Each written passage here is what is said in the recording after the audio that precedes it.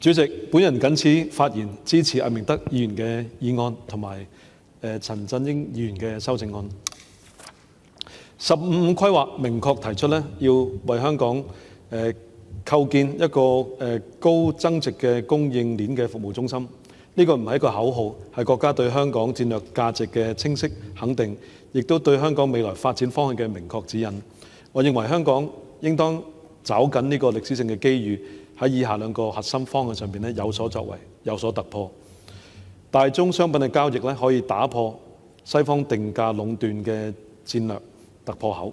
主席啊，我想重點講一講啦，一個長期以來未得到足夠重視嘅議題啊，就係大宗商品交易嘅定價權，同埋咧我哋點樣可以大力推動大宗商品係以人民幣定價同埋結算嘅。我哋祖國咧而家係全球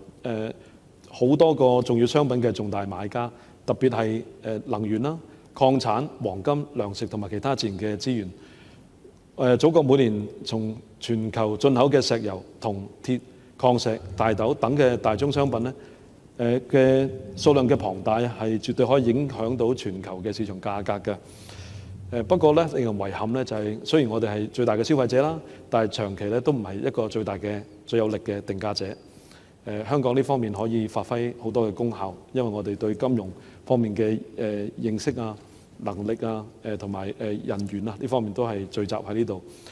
大量嘅大宗商品嘅國際交易啦，而家都係以美金結算啦，喺倫敦、紐約、芝加哥等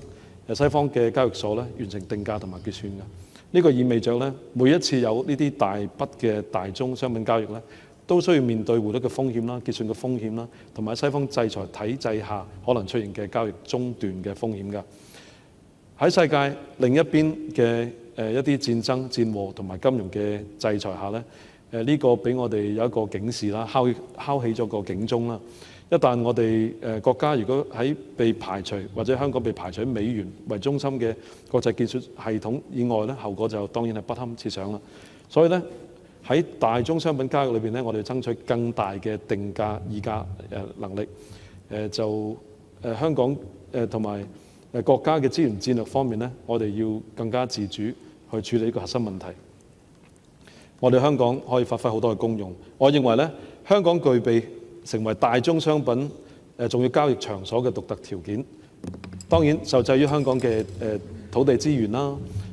特別有啲實物嘅商品嘅大規模囤積同埋交割唔容易做啦。但係我哋可以做好交易嘅撮合啦、定價啦、融資啦、對沖同埋結算等高增值嘅金融服務嘅環節，完全呢啲咧都係香港可以做得好好可以服務嘅。香港擁有成熟嘅金融法律體制啦，靈活嘅資金流動機制啦，亦都有非常之好嘅法律爭議服務嘅中心。更關鍵嘅咧，就係如果我哋要大力推動大宗商品以人民幣定價同埋結算咧，我哋就可以做到一舉兩得啊！既能夠有助於降低中國嘅匯率風險，亦都能夠而進一步咧推動人民幣嘅國際化進程。實際上咧，上海已經喺原油期貨方面做咗有益嘅嘗試，香港亦都可以同上海優勢互補，喺更廣泛嘅大宗商品嘅類別，包括黃金啦、農產品啦、綠色能源啦、相關嘅資源等咧，係推動人民幣計價定價嘅交易生態嘅。正因係咁咧，15規劃咧明確提出要香港構建大宗商品交易嘅生態圈。呢個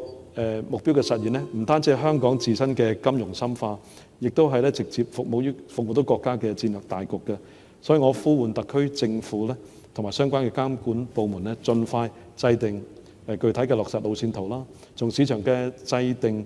嘅建設啦、稅務嘅安排啦、倉儲同埋交割配套等方面咧，系統性咁推進大宗商品交易嘅生態圈嘅建構工作，同埋好好咁用好我哋離岸人民幣國際中心呢個定位。主席，我謹此發言。